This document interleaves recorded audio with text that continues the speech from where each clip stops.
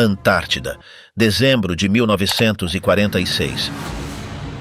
Os Estados Unidos mobilizaram sua maior operação polar. Milhares de homens, navios e aeronaves com um orçamento milionário. Nos documentos constavam treinamento, testes em clima extremo e cartografia. Para esse único objetivo, a escala parecia desproporcional. No comando, o almirante Richard Evelyn Byrd. A Task Force 68 partiu em 2 de dezembro rumo à terra da Rainha Maud. Em apenas 8 semanas, vários homens não voltariam. Em 3 de março de 1947, a operação foi cancelada e a frota recuou. Pilotos veteranos relataram luzes e objetos discoidais. Foi imposto silêncio de rádio e canal único. Em Valparaíso, Byrd advertiu sobre objetos capazes de cruzar de polo a polo a velocidades extremas e depois foi hospitalizado por exaustão. Seus diários permanecem classificados. O essencial ficou de fora do relatório oficial. O que obrigou os Estados Unidos a ordenar a retirada tão cedo? Por que se mantém um vazio documental e um silêncio ao longo de quase 8 décadas? A Guerra Secreta na Antártida, o que aconteceu em 1947. 18 meses após o fim da Segunda Guerra Mundial, os Estados Unidos aprovaram o maior desdobramento naval já enviado à Antártida. A operação, oficialmente denominada Operation High Jump, mobilizou 4.700 militares, 13 navios e 33 aeronaves, com um orçamento aprovado de $90 milhões em valores de 1946. A explicação pública apontava objetivos técnicos concretos: treinamento em clima polar, testes de material naval e aéreo em frio extremo e levantamento cartográfico sistemático de áreas ainda não registradas do continente antártico. No entanto, a estrutura da força excedia com folga esses fins declarados. O desdobramento incluía um porta-aviões leve, destroyers de escolta, submarinos, quebra-gelos, navios-tanque e cargueiros, além de caças e aviões de reconhecimento empregados no Pacífico até 1945. O comando da expedição ficou a cargo do almirante Richard Byrd, veterano de explorações polares e oficial com acesso direto ao Estado-Maior. Em documentação posterior, Byrd definiu a missão como um programa para treinar pessoal e validar equipamentos em condições polares, mas acrescentou um objetivo estratégico explícito: estabelecer e consolidar uma presença permanente dos Estados Unidos em setores-chave da Antártida, em um contexto de rivalidade emergente com a União Soviética. Ao mesmo tempo, a imprensa internacional ampliava rumores persistentes surgidos após a rendição alemã. Falava-se de submarinos do Terceiro Reich que não haviam sido localizados, de travessias prolongadas fora das rotas registradas e de possíveis refúgios austrais jamais verificados. 2 casos alimentaram essas versões: os U-Boats U-500 e 30 e U-977, que se entregaram na Argentina em 10 de julho e 17 de agosto de 1945, após semanas de navegação posteriores ao fim oficial do conflito europeu. Ambas as tripulações entregaram diários de bordo incompletos e seus comandantes evitaram detalhar seus movimentos finais. A Força Naval, designada Task Force 68, partiu de Norfolk, Virgínia, em 2 de dezembro de 1946, rumo ao Hemisfério Sul em pleno verão boreal, o que implicava enfrentar o inverno antártico. A travessia cruzou os mares austrais, caracterizados por correntes circumpolares contínuas e ondas de até 12 metros. A bordo, as temperaturas caíram para até menos 30 graus Celsius, com acúmulo de gelo nos convéses, no armamento e nas aeronaves. Foram registrados vários casos de congelamento entre militares não aclimatados.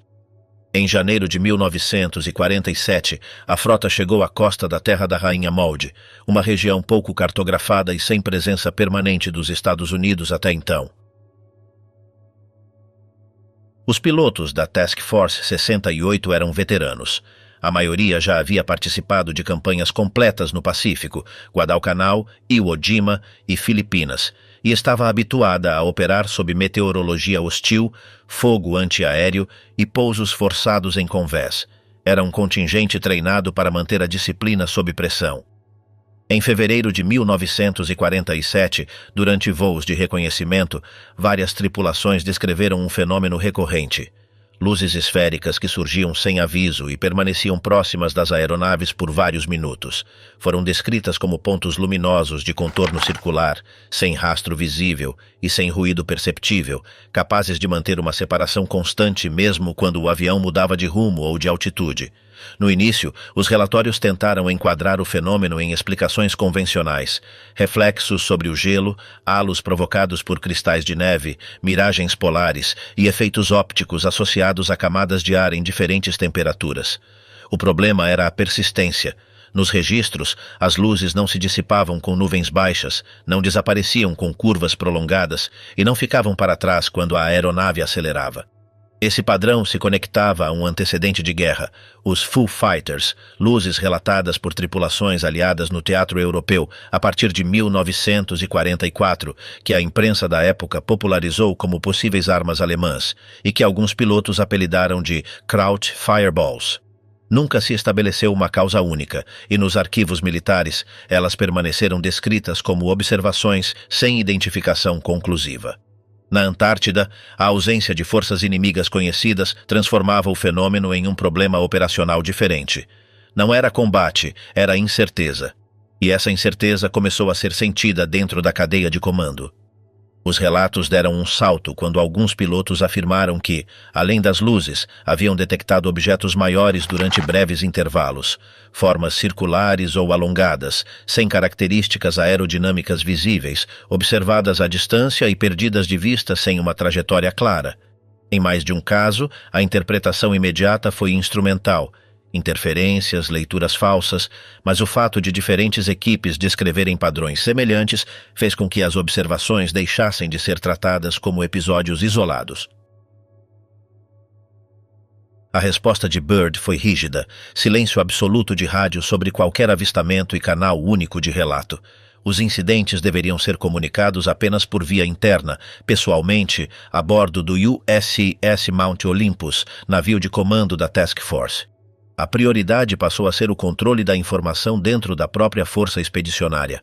O que poderia justificar um protocolo de confidencialidade assim, em uma missão que no papel era de treinamento e cartografia? Em 26 de fevereiro de 1947, no 54º dia da Operação High Jump, uma esquadrilha de 6 caças Corsair decolou do USS Philippine Sea para uma missão padrão de fotografia aérea. O objetivo designado era cartografar uma faixa costeira da Terra da Rainha Maud, assinalada em mapas alemães de 1938 como uma zona geologicamente anômala, com cavidades visíveis do ar. A decolagem foi executada sem incidentes. As condições meteorológicas eram excepcionalmente favoráveis: céu limpo, ampla visibilidade e vento estável. Durante os primeiros minutos, a missão transcorreu conforme o previsto. 30 minutos depois, a torre de controle perdeu contato por rádio com o líder da formação, o capitão Dave Bunger. As últimas transmissões foram breves e fragmentadas, interferidas por estática. Referências a objetos não identificados, descritos como múltiplos e em forma de disco, antes que a comunicação fosse interrompida por completo. Tentou-se restabelecer o contato sem sucesso. Um procedimento de busca imediata foi acionado. Pouco depois, a esquadrilha foi localizada retornando ao porta-aviões em formação fechada, mantendo rumo direto e velocidade constante. Os 6 Corsair pousaram em sequência. Os pilotos deixaram as cabines visivelmente abalados. Segundo os relatórios internos, vários apresentavam sinais claros de estresse agudo, incompatíveis com o desgaste habitual do voo polar. Bunger mostrava tremores persistentes não atribuíveis ao frio. O conteúdo do debriefing posterior foi classificado e nunca foi divulgado de forma oficial. Anos depois, testemunhos indiretos descreveram uma sequência concreta. Ao alcançar a área designada, os radares de bordo teriam detectado vários contatos simultâneos. Inicialmente foram interpretados como interferências. Segundos depois, foram observados a olho nu. As descrições coincidiam: objetos discoidais, em número estimado entre 8 e 10, que pareciam emergir da linha costeira próxima às cavidades. Não demonstraram uma atitude agressiva imediata. Mantiveram posição relativa, formando um arco ao redor da esquadrilha. Bunger tentou romper o contato por meio de manobras evasivas. Os objetos reproduziram cada mudança de rumo, sem alterar a distância nem a coesão. Nesse momento, um deles emitiu um clarão luminoso concentrado que atingiu a asa direita do Corsair, pilotado pelo tenente Bill Kearns. Não houve registro de explosão nem de impacto balístico. A asa perdeu integridade estrutural de forma progressiva. Kearns informou perda de controle e descida não comandada. Diante da ausência de parâmetros conhecidos de enfrentamento, Bunger ordenou retirada imediata. A esquadrilha tomou rumo em direção ao mar aberto. Os objetos mantiveram o acompanhamento por aproximadamente 2 minutos, conservando uma separação estimada em 500 metros, antes de desaparecerem sem trajetória observável. Kearns conseguiu manter sua aeronave operacional até o porta-aviões e realizou um pouso de emergência com o trem de pouso parcialmente baixado. A inspeção técnica posterior identificou deformação severa do metal, sem vestígios de combustão nem marcas de incêndio. O relatório oficial atribuiu o incidente a uma falha mecânica provocada por condições extremas de frio. Os pilotos não compartilharam essa conclusão. Em seus relatos internos, o confronto havia sido real e a resposta imediata. O segredo da Task Force 68, as vítimas que nunca voltaram. Segundo os registros públicos da Marinha dos Estados Unidos, a missão foi um sucesso exemplar. Milhares de quilômetros quadrados foram cartografados, mais de 70 mil fotografias aéreas foram tiradas, amostras geológicas foram coletadas e equipamentos foram testados em condições extremas. As únicas baixas reconhecidas foram descritas como acidentes menores decorrentes do clima polar. Mas os números não fecham.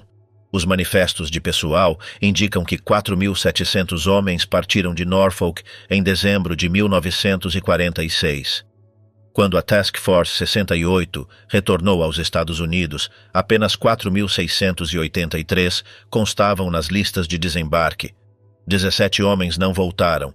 O primeiro incidente ocorreu em 30 de dezembro de 1946, apenas 4 semanas após o início da operação.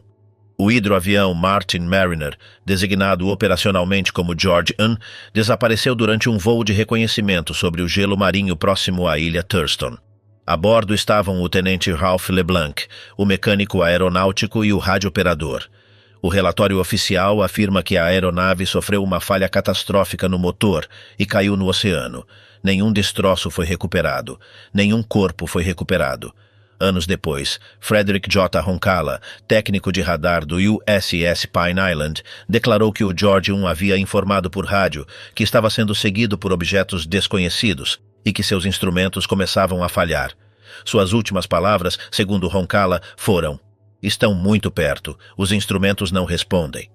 No radar do Pine Island, o eco do avião não desceu, simplesmente desapareceu.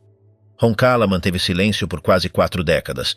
Segundo explicou em 1985, todos os operadores de radar haviam assinado acordos de confidencialidade classificados. Falar significava corte marcial. Quando finalmente falou, seu testemunho não foi desmentido. Tampouco foi confirmado. Simplesmente foi ignorado.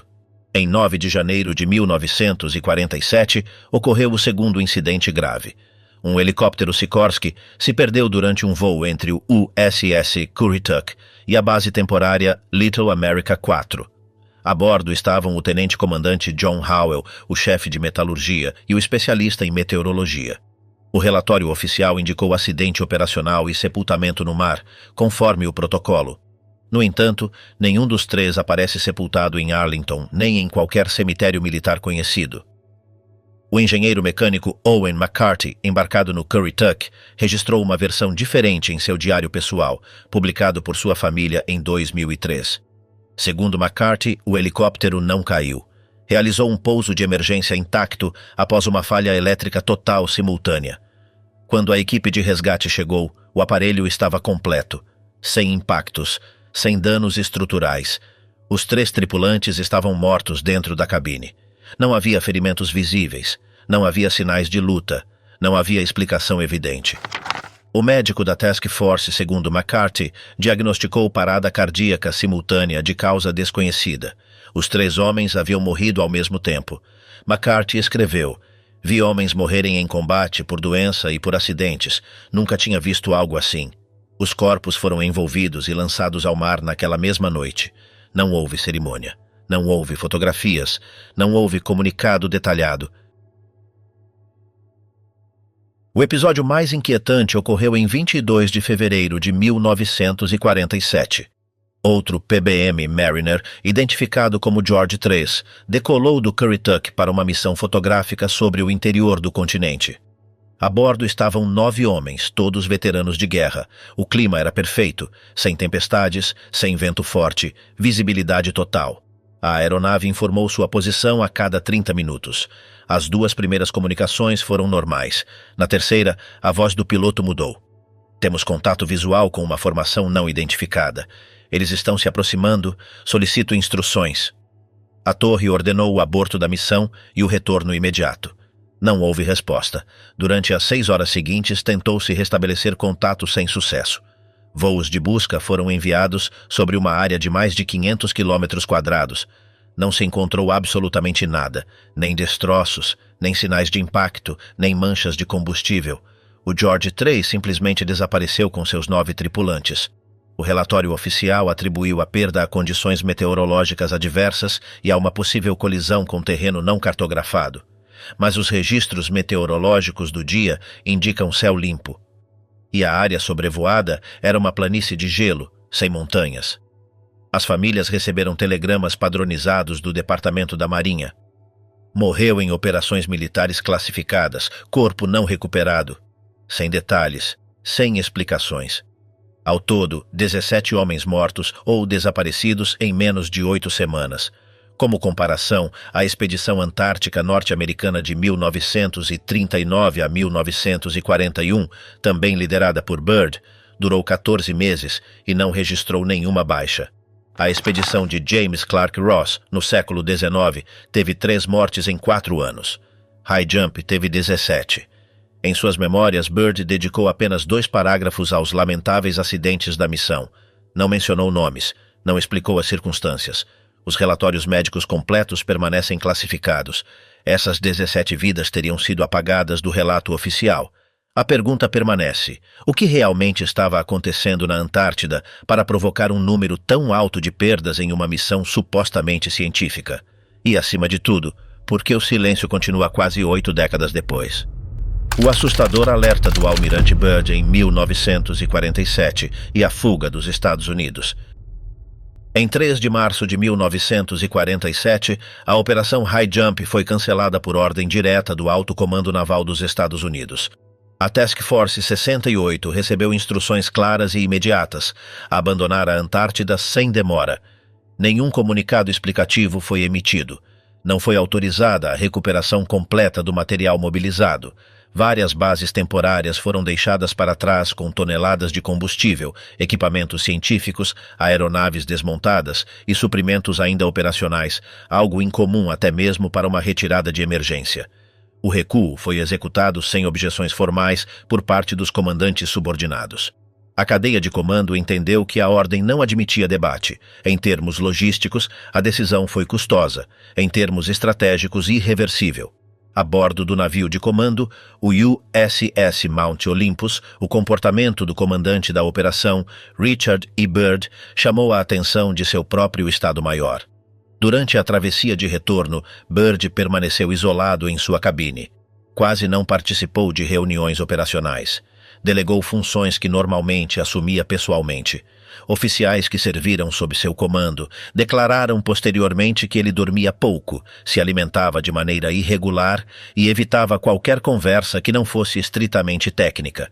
Não discutia o cancelamento, não explicava os motivos, limitava-se a confirmar ordens e assinar despachos. Antes de cruzar o Estreito de Magalhães, a frota fez uma escala logística em Valparaíso, no Chile. Foi ali que ocorreu um episódio não previsto por nenhum protocolo. Contra as recomendações de sua equipe e sem autorização expressa de Washington, Byrd aceitou uma entrevista coletiva improvisada com jornalistas locais. Não se tratou de uma aparição planejada nem controlada. Sua atitude foi descrita pelos presentes como tensa, contida e visivelmente diferente da do explorador experiente que havia lidado com a imprensa durante décadas.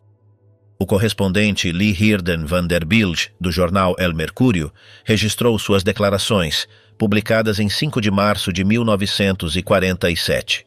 Byrd afirmou que os Estados Unidos precisavam adotar medidas defensivas diante da possibilidade de ataques vindos das regiões polares e acrescentou que, em um futuro conflito, o país poderia ser atingido por objetos capazes de se deslocar de polo a polo em velocidades extremas.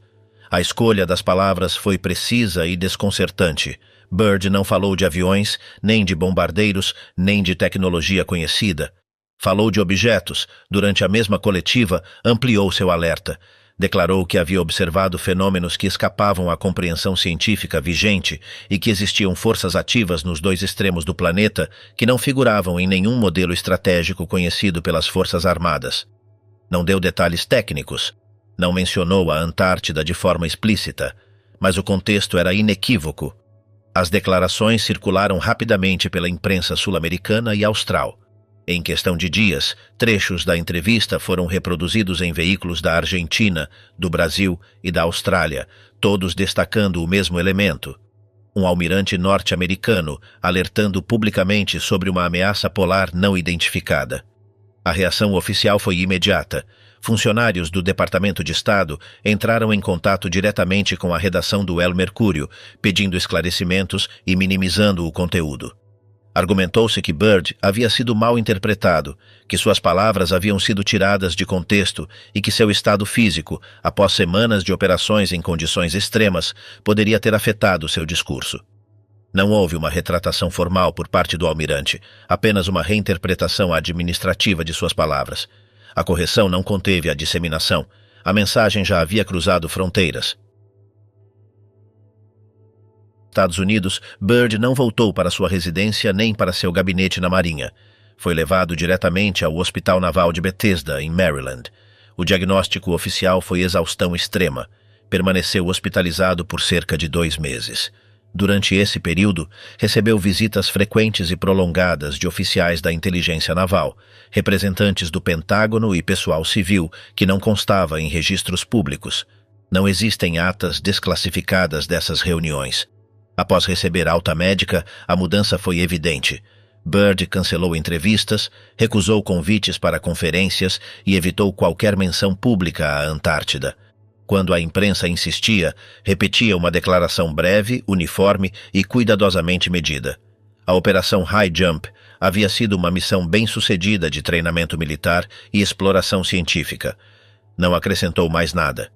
Em 1956, quase uma década depois, Byrd retornou ao continente gelado à frente da Operação Deep Freeze, desta vez com protocolos de segurança reforçados, presença militar ampliada e controle de informação muito mais rigoroso.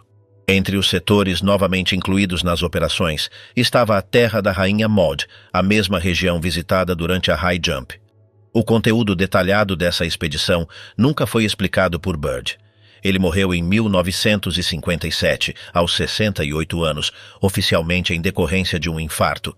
Seus diários pessoais relacionados à High Jump e à Deep Freeze não foram publicados e continuam classificados.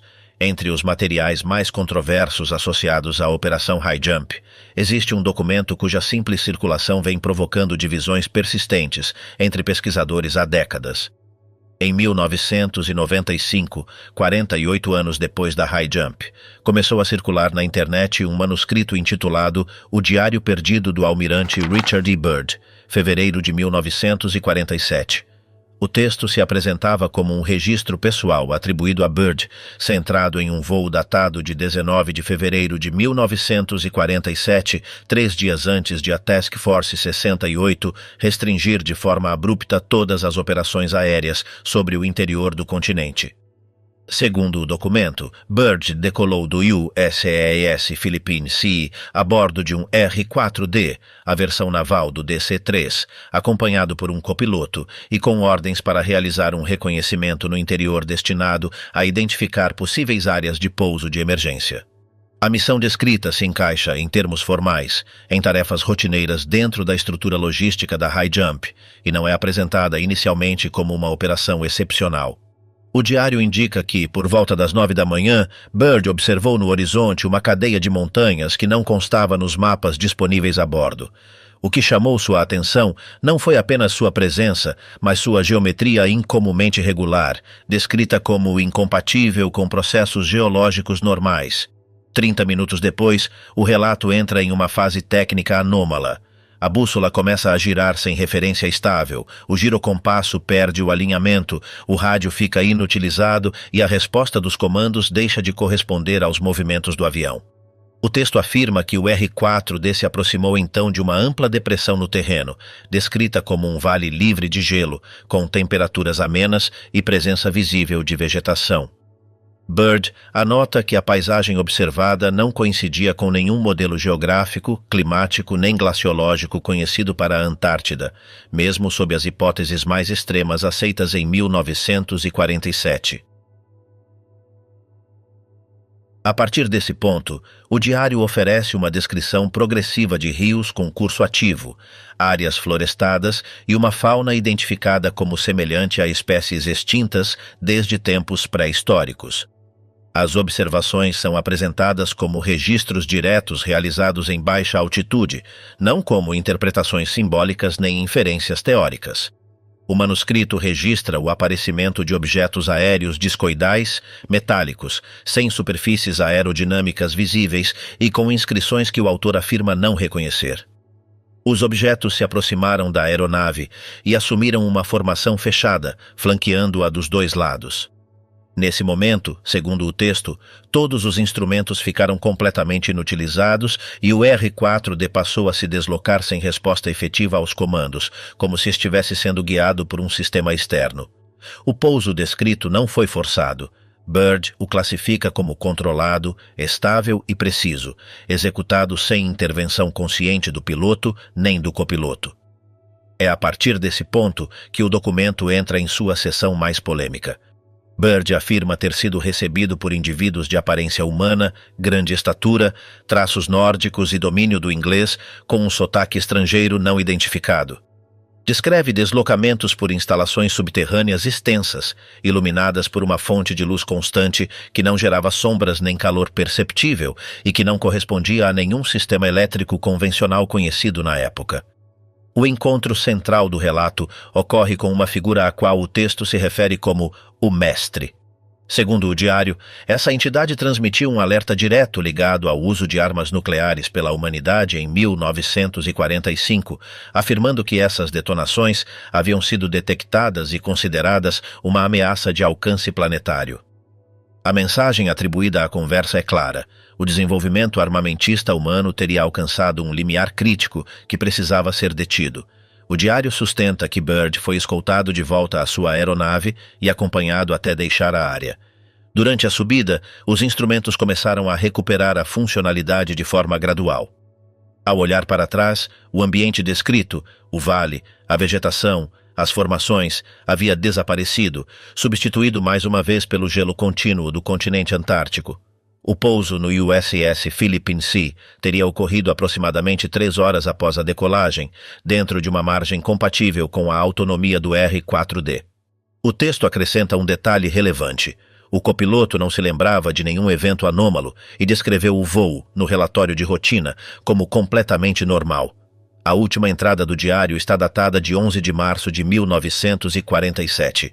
Nela, Byrd afirma ter se reunido com pessoal de alto escalão do Pentágono, relatado o que havia acontecido e recebido uma ordem explícita para manter silêncio absoluto, sob ameaça de sanções militares, perda de patente e descrédito profissional por meio do questionamento de seu estado mental. Aí termina o documento. O que é significativo não é apenas o conteúdo do diário, mas o que acontece depois. A partir de fevereiro de 1947, Richard E. Byrd não voltou a realizar voos pessoais de reconhecimento profundo sobre o interior da Antártida, embora a operação tenha continuado por várias semanas e seu posto lhe permitisse fazê-lo. Essa decisão não aparece explicada em nenhum relatório operacional conhecido. Após o retorno aos Estados Unidos, Byrd deixou de manter diários pessoais, algo incomum para um oficial que havia documentado meticulosamente todas as suas expedições anteriores. Seus registros privados posteriores à High Jump desaparecem por completo do arquivo pessoal preservado pela Marinha. Quando, em 1956, foi designado comandante da Operação Deep Freeze, Byrd aceitou o cargo, mas seu papel ficou limitado à supervisão estratégica a partir de bases costeiras, sem participação direta em voos de longo alcance sobre o interior do continente. Para um explorador aéreo cuja carreira havia sido definida precisamente por esse tipo de missão, a mudança foi radical. Naquele mesmo ano, após uma breve declaração pública em que afirmou que a Antártida continha segredos sobre o planeta que não podiam ser discutidos abertamente, Byrd foi afastado de toda a interação com a mídia relacionada ao continente. A partir de então, qualquer referência sua a High Jump ou a Deep Freeze passou a ser feita exclusivamente por meio de comunicados oficiais. Após sua morte, em 1957, os diários pessoais ligados a operações polares foram retirados do circuito acadêmico por ordem direta do Departamento de Defesa e transferidos para a custódia militar permanente. Não existe data prevista para desclassificação. Desde fevereiro de 1947, algo alterou de forma permanente a conduta operacional, documental e pública de Richard E. Byrd, e essa alteração jamais foi revertida. O que eles trouxeram da Antártida, a onda de objetos não identificados? 3 meses depois do retorno da Task Force 68, os Estados Unidos entraram em uma fase inédita de atividade aérea anômala documentada. Não se tratou de incidentes isolados nem de rumores locais, mas de uma onda contínua de observações relatadas por civis, pilotos e militares em vários estados. Em 24 de junho de 1947, o piloto civil Kenneth Arnold voava sua aeronave leve nas proximidades do Monte Rainier, no estado de Washington, quando observou 9 objetos brilhantes se deslocando em formação. Arnold calculou a velocidade deles comparando-os com seu próprio avião e com referências terrestres conhecidas. A estimativa superava os 1.900 km por hora, um número inalcançável para qualquer aeronave em operação naquele momento. Arnold descreveu o movimento como irregular, mas coordenado, com acelerações bruscas e mudanças de direção sem perda aparente de velocidade. Comparou o deslocamento ao de pratos quicando sobre a água.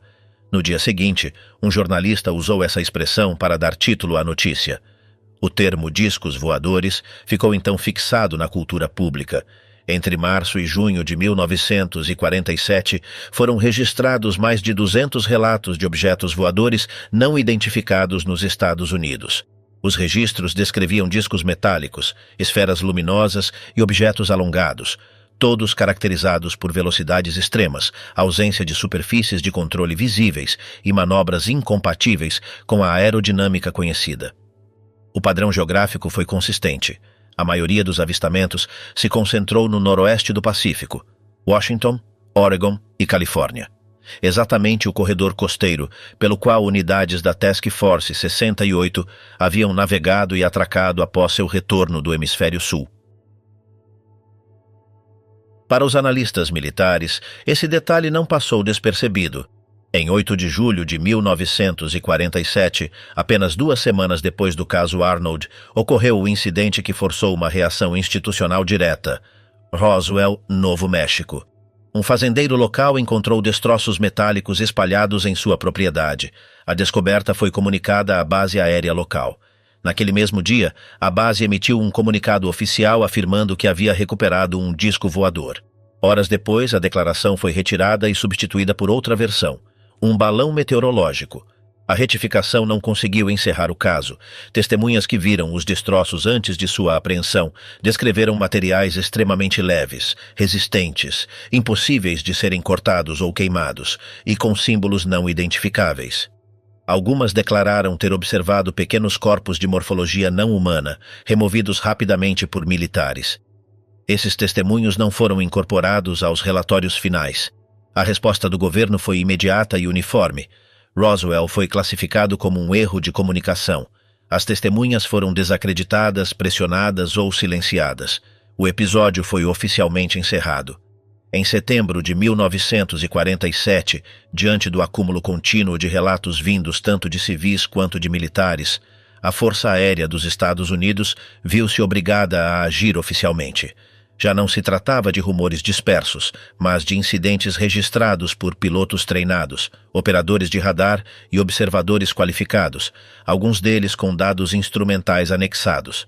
Naquele mês, foi criado o Projeto Sign, a primeira iniciativa formal do governo destinada a analisar fenômenos aéreos não identificados.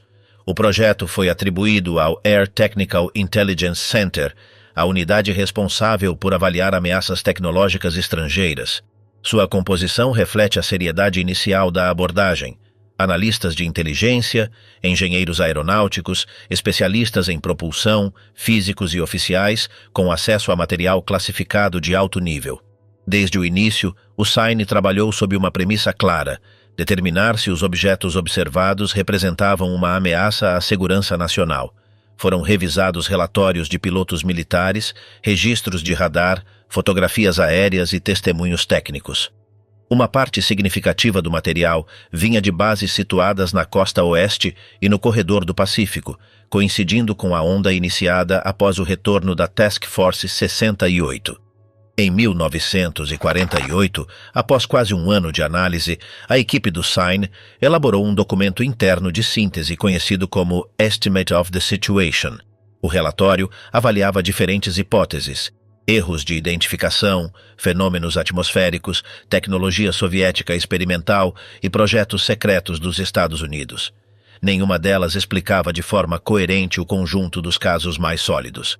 A conclusão do relatório foi direta: os objetos observados não podiam ser atribuídos a nenhuma tecnologia humana conhecida.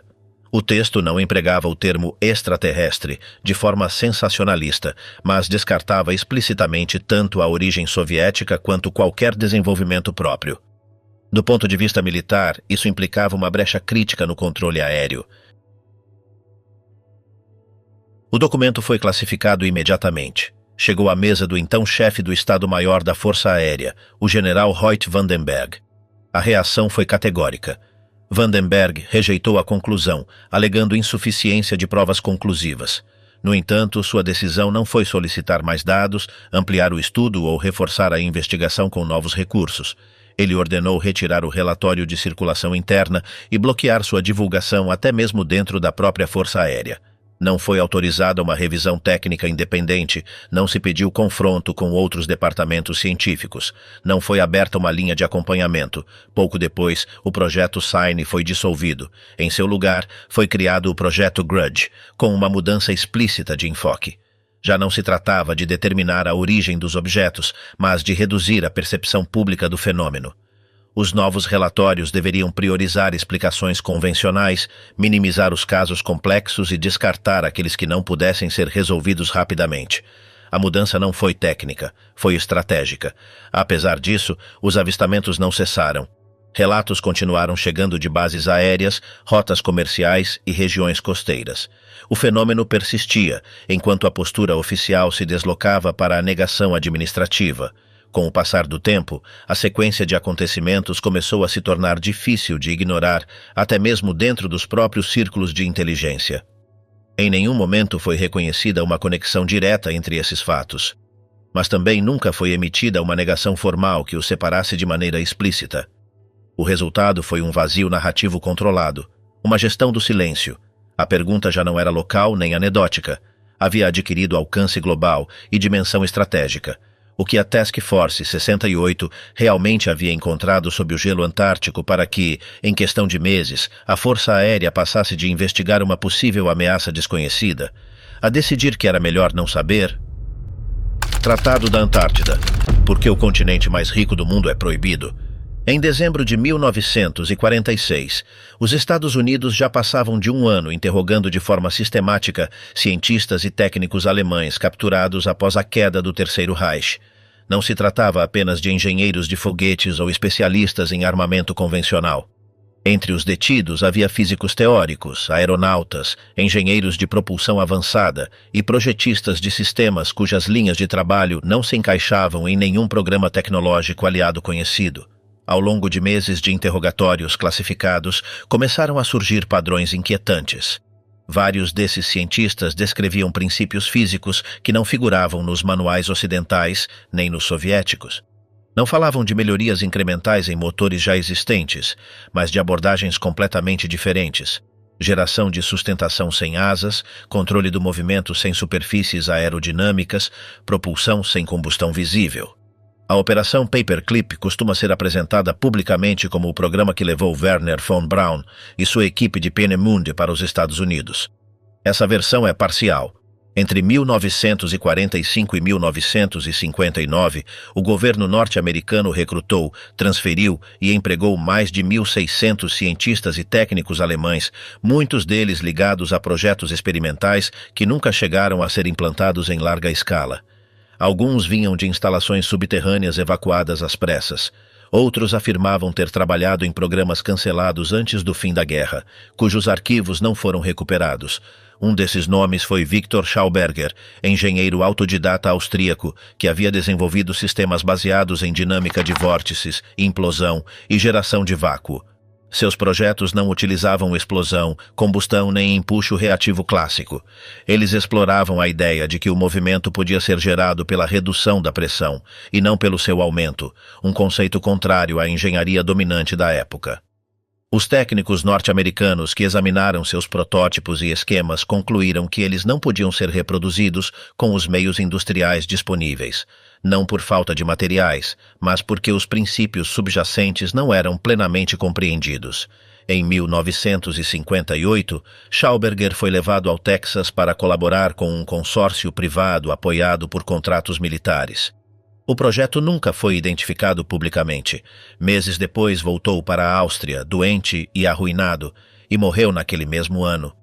Antes de falecer, afirmou que todos os seus projetos haviam sido confiscados e que seu trabalho havia sido usado sem seu consentimento. Outro caso relevante foi o de Richard Mitte, engenheiro aeronáutico interrogado pela OSS em 1947. Mitte descreveu programas alemães relacionados a veículos discoidais de sustentação eletromagnética, desenvolvidos em instalações subterrâneas próximas a Breslau. Segundo seu testemunho, vários protótipos haviam sido testados com sucesso limitado antes do colapso do Reich. Mitte entregou plantas, memórias técnicas e descrições de voo. Todo o material foi imediatamente classificado. Nenhuma refutação técnica pública foi emitida. Tampouco a viabilidade daqueles projetos foi oficialmente confirmada. Em 1952, a Força Aérea dos Estados Unidos iniciou o projeto 1794, também conhecido como Avro VZ-9. O objetivo era explícito e ambicioso: construir um veículo discoidal com decolagem vertical, voo estacionário e capacidade supersônica. O orçamento destinado entre 1952 e 1961 ultrapassou $3 milhões, um valor significativo para a época. Entre os assessores, havia cientistas vindos da Operação Paperclip, embora nem todos os nomes tenham sido desclassificados. O projeto se baseava em turbinas convencionais e no efeito Coanda. No papel, o aparelho deveria alcançar velocidades superiores a 1.500 km/h. Na prática, os protótipos mal conseguiam se elevar 1 metro do solo, eram extremamente instáveis e não ultrapassavam 56 km/h sem perder o controle.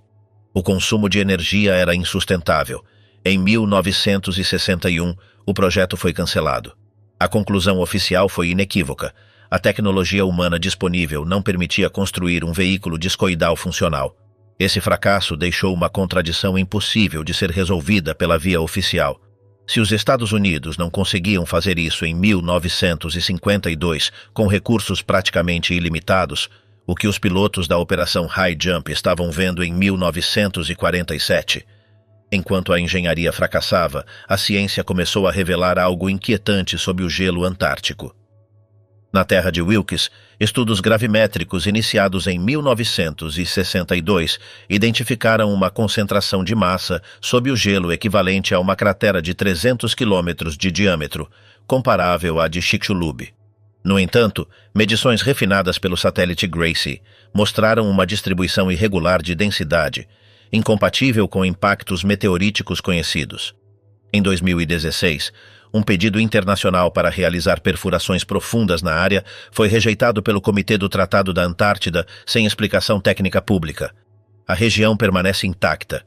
Sob o lago Vostok, detectado nos anos 1950, existe um corpo de água líquida com mais de 15 mil quilômetros quadrados, isolado por pelo menos 15 milhões de anos, sob quase 4 quilômetros de gelo. Apesar de a capacidade técnica já existir havia décadas, ele só foi perfurado em 2012. As amostras iniciais confirmaram vida microbiana, mas os resultados completos nunca foram publicados integralmente.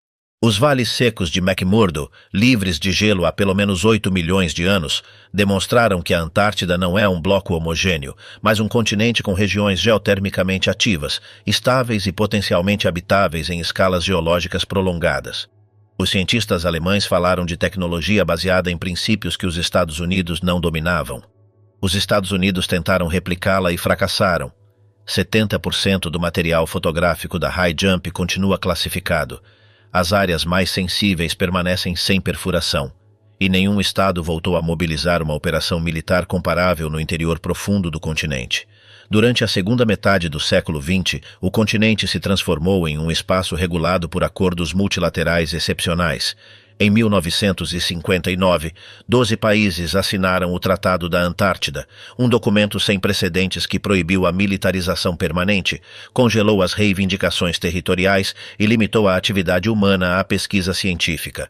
Em plena Guerra Fria, inimigos diretos aceitaram regras que não se aplicavam em nenhum outro lugar do planeta. Ao longo das décadas seguintes, o tratado foi ampliado. Em 1991, o Protocolo de Madrid proibiu a exploração de recursos minerais até pelo menos 2048, apesar de estudos geológicos indicarem a possível existência de petróleo, gás, urânio e metais estratégicos sob o gelo. Nenhuma outra região do mundo com esse potencial foi declarada intocável por tanto tempo. Hoje, em 2026, a Antártida continua sendo o território mais restrito da Terra. As bases científicas operam sob supervisão internacional. O acesso ao interior profundo do continente exige múltiplas autorizações governamentais. Grandes extensões permanecem sem presença humana permanente. E certas áreas, especialmente em setores historicamente ligados à high jump, continuam figurando na prática como zonas de exclusão, sem justificativa pública detalhada.